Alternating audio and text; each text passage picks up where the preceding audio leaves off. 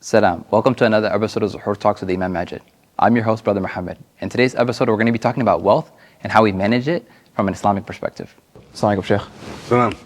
So, the last episode we talked about youth. This episode, we're going to talk about something that is a big topic here in America, wealth.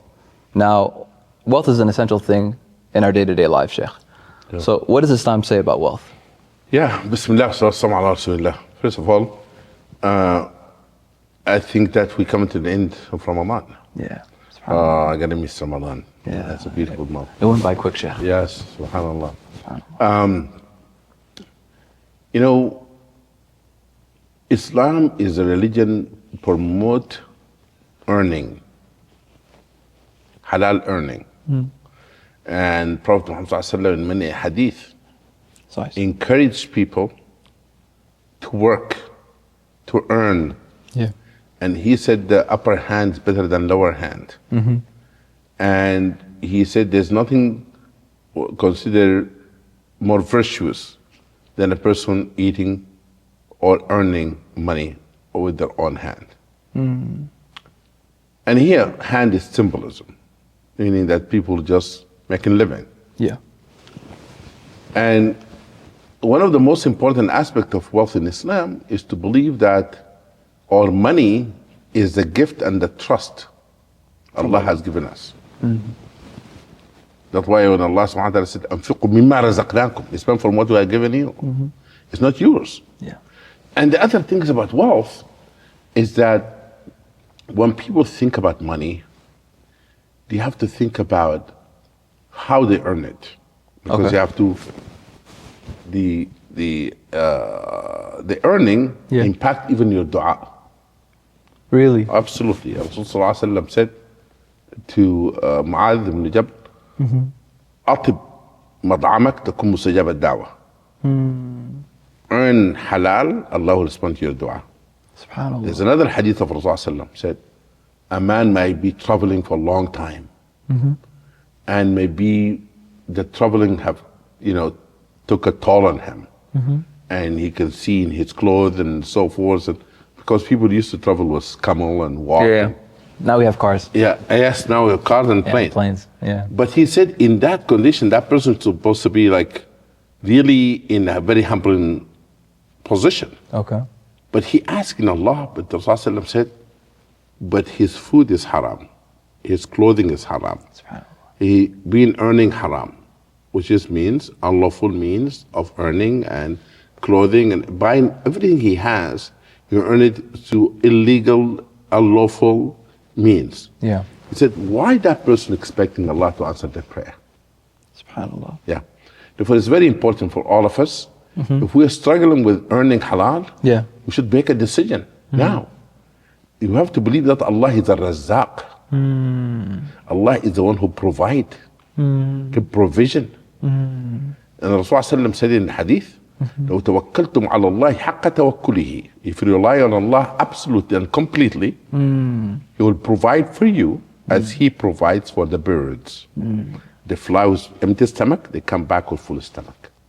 But they fly, it means you have to make the effort. Yeah.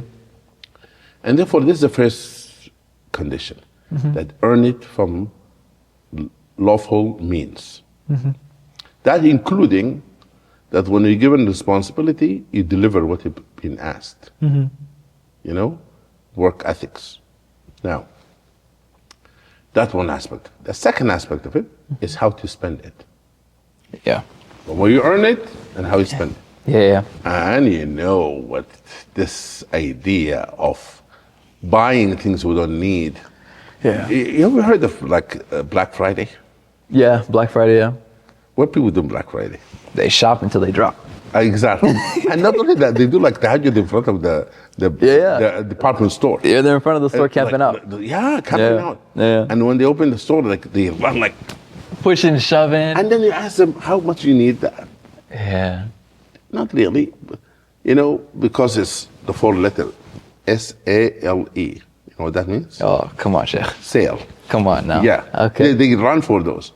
And that's why this Ramadan, what Ramadan does to us? Ramadan tells us to abstain, teach us to abstain, to control our desire. You know what people do in Ramadan? Sometimes they spend more money on the food, and they throw it in the trash. Yeah. Because you eat with your eyes. You buy everything. That's why it's dangerous, man, to go to grocery store just before the iftar. Why? Because you buy things like with your eyes, like I'm gonna eat this. Yeah. And then you feel that cart. And then you take the first bite. And then that's it. And then Yeah. And have you seen people also like in when people have this open buffet?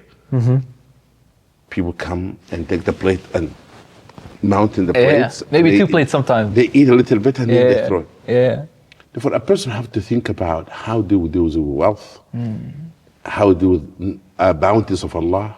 Allah has given us plenty.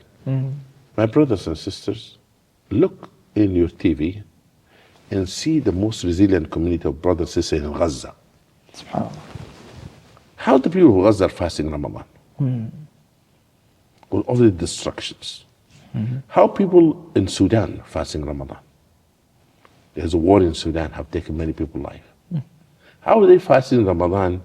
The Rohingya and the Uyghurs and all. The list is long. Yeah. Therefore, a person has to appreciate what Allah has given them. A part of the appreciation of wealth is to share it.